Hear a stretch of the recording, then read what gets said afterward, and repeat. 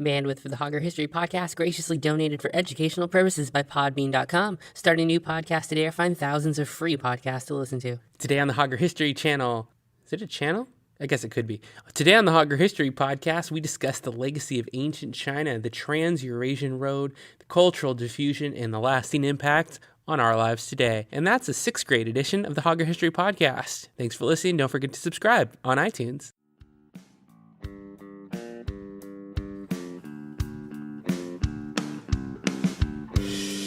Well, that's a little bit of new Danny Hauger music. Don't forget you can find my music on iTunes and Amazon, Hauger. But today we're talking about 6th grade subjects.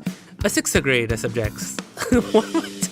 Oh, it's kind of early, guys. And I listened to that intro again, and it feels like that's the close. When I said, and it's a 6th grade edition, thanks for listening. Kind of sounds like I'm saying goodbye, but I'm saying hello. You say goodbye. I say hello. Don't sue me, Beatles. The legacy of ancient China. Today's subject, we're going to build on what you know through the lesson, preparing you for a possible 6th grade assessment in your middle school classrooms.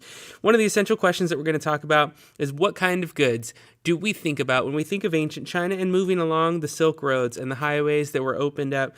We talk about, of course, silk. You know, the namesake has silk in it, and silk is not the correct answer. Maybe we're teaching it wrong. But of course, silk, one of the critical products being moved along the roads of the Silk Roads. But we also need to acknowledge the importance of paper. And if you talk about the legacy of any culture, the ability to have a written language and paper supersedes most others. We'll also have to mention the precious metals and stones that were unique to the area and which would bring other regions and other countries valuable reason to bring to market their best goods to trade for China's best goods. Horses also moved west along the roads between the Silk Road traders. During the time of the Han Dynasty, the Chinese were really making silk in a way that no one else could. It was a luxury fabric. No one had broken the code or figured out how to manufacture it quite like China. And that really opened a link to Europe because so many people demanded it. And it became in great interest to many people across Europe. We call that a trans-Eurasian trade route from Europe and Asia. Cultural diffusion is something that we've talked about over and over in all 3 of my grade level classes, and that's the idea that you spread ideas as you trade goods. It wasn't just a simple transaction and handshake like going into a Best Buy podcast, not sponsored by Best Buy, and you would trade ideas and customs. You would sit down and discuss military methods, religion, cultural styles, and skills like pottery would begin to be transmitted by the traders who would discuss and spend time getting to know their trading partners. During this time, it's heavily when Buddhism began to leave, had already been gone from India for a while, but began to popularize in Japan and Korea from China. So some things moved from one place to another and became even more popular in a third territory. These influenced Confucianist ideas and philosophies of Japan, Korea, Vietnam, and across many other nations as well. The priests, rituals, and collected writings became trading all across the world, while Taoism remained primarily a belief system in China. Some of the improvements that were traded along these cultural diffusion ideas, don't forget the ideas of how to grow and furnace the power of nature with agricultural improvements. We begin to see watermills and wheelbarrows, technology making it easier to plow roads and pull heavy loads, and this made it much more lucrative and successful for farming techniques, which would turn more grain and more food products into the trading markets.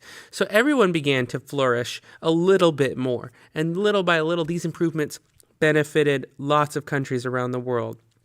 Paper came around approximately 100 AD or CE, and it was important for record keeping, and they also would find different ways to make paper less expensive, like out of mulberry tree bark, or hemp plant, or old rags. So there was more efficiency driven by creativity in these trade routes and the way that these belief systems made just an amazing way for new products to be traded and improved on. Even silk became more beautiful and long-lasting. As the product became more in demand, you had people specialize in it and make things even better. And at one time, according to our text and other textbooks as well, 1 pound of silk was equal to 1 pound of gold. And that'll tell you how important that the Silk Roads were to the ancient cultural patterns of China and how they still influence us today.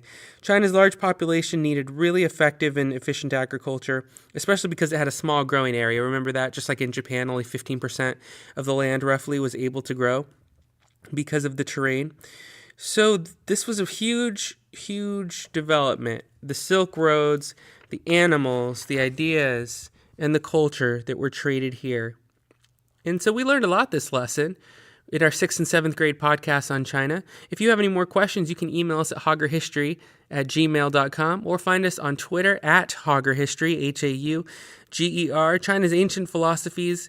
Just to recap those, for those who didn't check into the earlier lesson, legalists believe that we should adhere totally and be obedient to government and the strict rules, while Taoists believed in few rules, instead finding one's own individual path. And we certainly see blends of that in our cultures and societies today.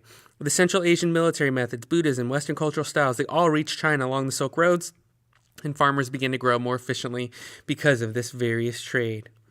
Lots of good stuff to talk about, right? Confucius, family relationships, the Han Dynasty, the imperial government giving tests about Confucianism to bring fair and honest people into government during that time. The philosophy, the strengths and weaknesses in fostering government, it's all being discussed in ancient China and all influences the course of the world today. Wow, pretty short edition. I feel like I should throw a joke in. Don't have any jokes.